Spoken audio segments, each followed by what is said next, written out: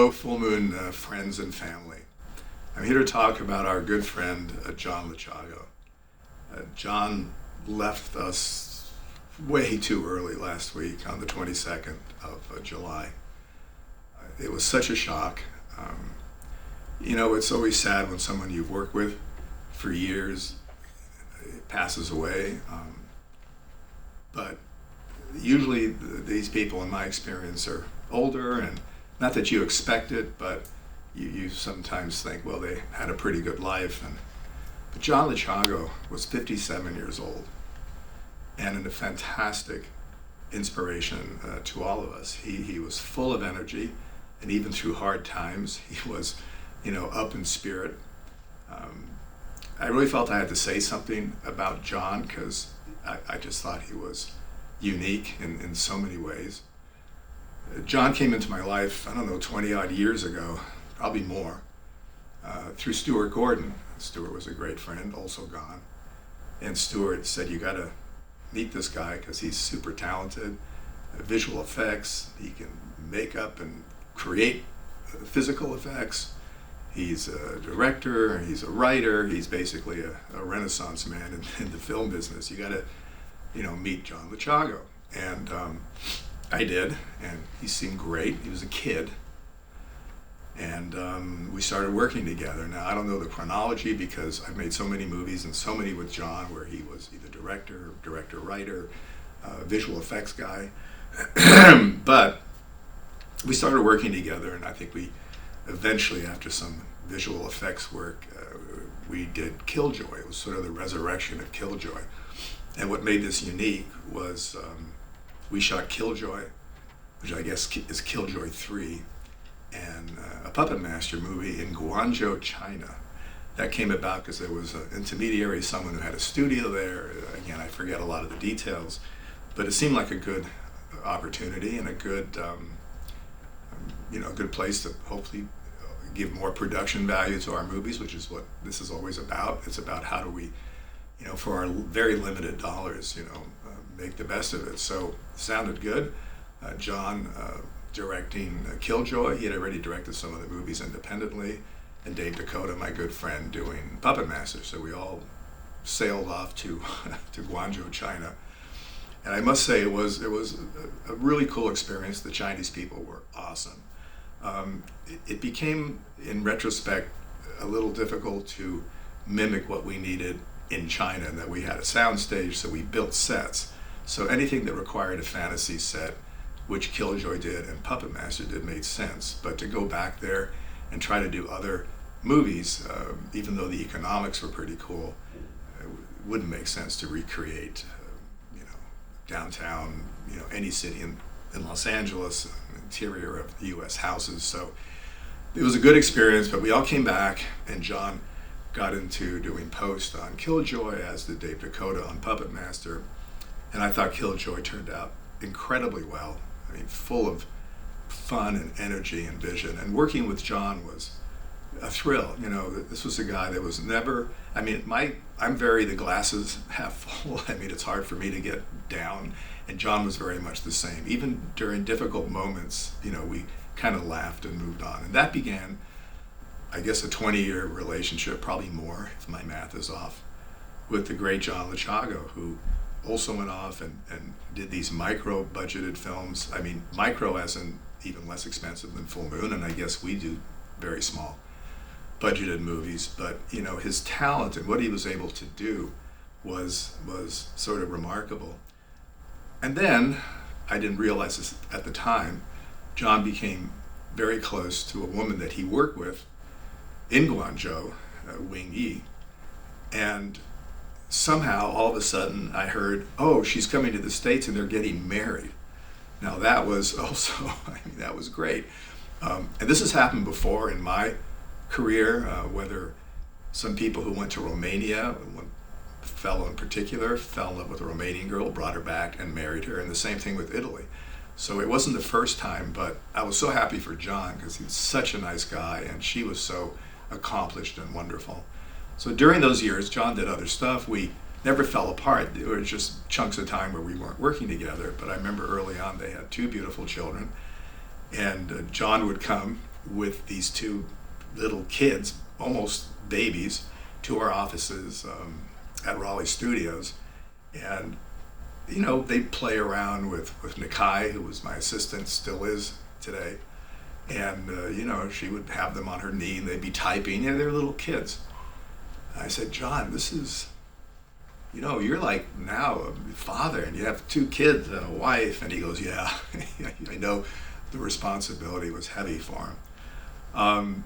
Sadly, just because time flies so incredibly quickly, other than seeing the kids as children, I have not seen them as young adults, and I now see this with the messages and the images coming through, which is really heartbreaking to know these children don't have a father anymore, especially a father as wonderful as John Lechago and the mom, who's a really sweet girl. Anyway, you know, I know you guys have thought about this, those of you who know John. John also recently did a lot of visual effects for us. Another funny moment last year, as I was planning to make 10 movies this year, one of them was called Autonomous, about a haunted drone. And of course, John's in the loop and he goes, God, Charlie, I'd love to direct that one. I said, great, I've been asking you for years to do another movie. He did do Blade, the Iron Cross for us, which was terrific. That was some years ago, maybe 5, 6, 7 years ago. I don't know, time flies. But I thought it'd be great if he can do Autonomous. I said, absolutely, write the script, let's do it.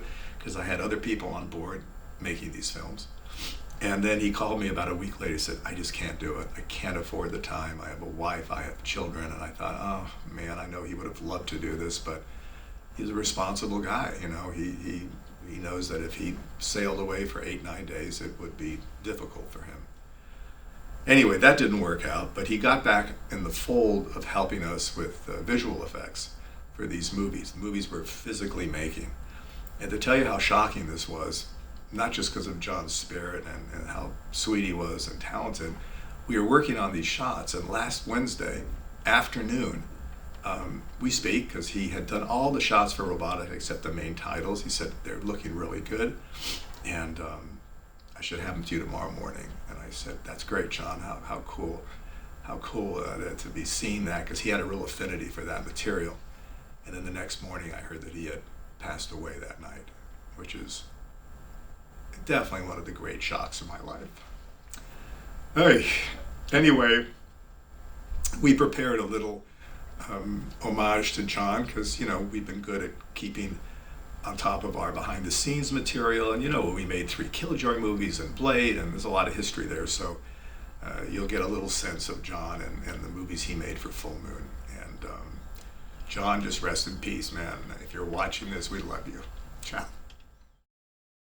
My name is John Lechago. You might know me from the Full Moon series KILLJOY 3, 4, and 5. I first worked with Charles Band probably over 10 years ago doing visual effects for a movie now called Haunted Casino. In the past, I've been involved with probably over 20 projects with Charles Band. My first impression with Charles Band was a very well composed individual. I walked into his office and said, Charles Band, he said, how do you know me?